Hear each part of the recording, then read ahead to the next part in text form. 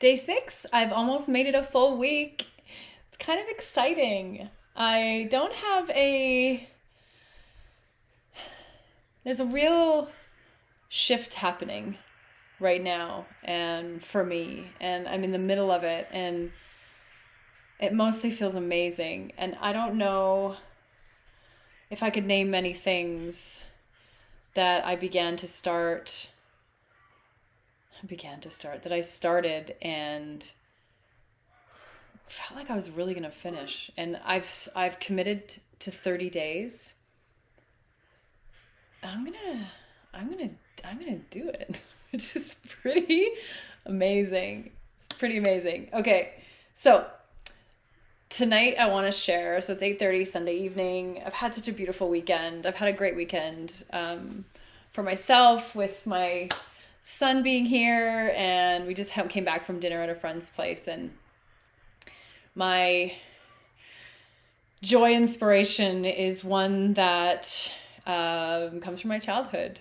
And I was reminded tonight of something I just absolutely loved when I was a kid.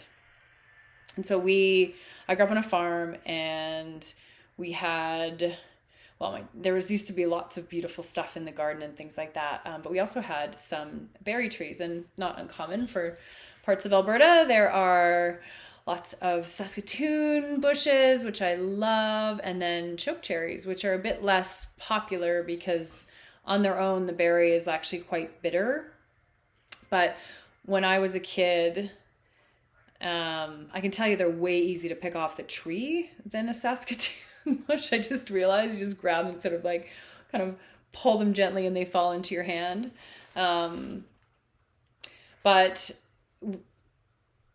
we used to have my parents and my grandma. I guess I just called my dad to see if he had the recipe for it, but used to make chokecherry syrup.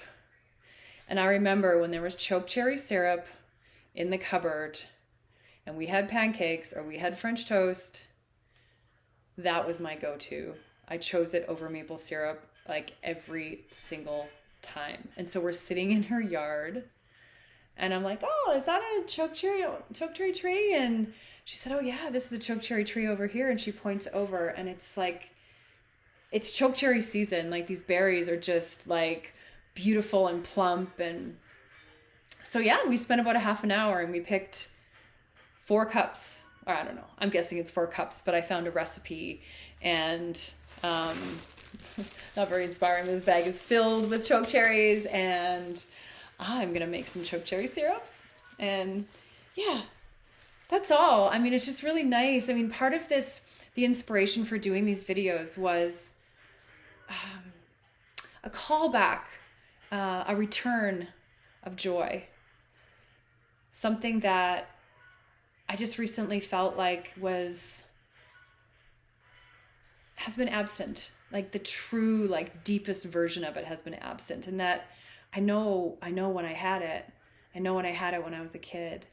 And I know that kid who loved to put chokecherry syrup on her pancakes.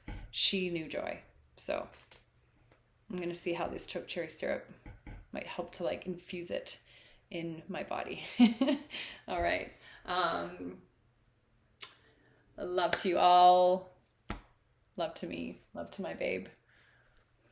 Until tomorrow.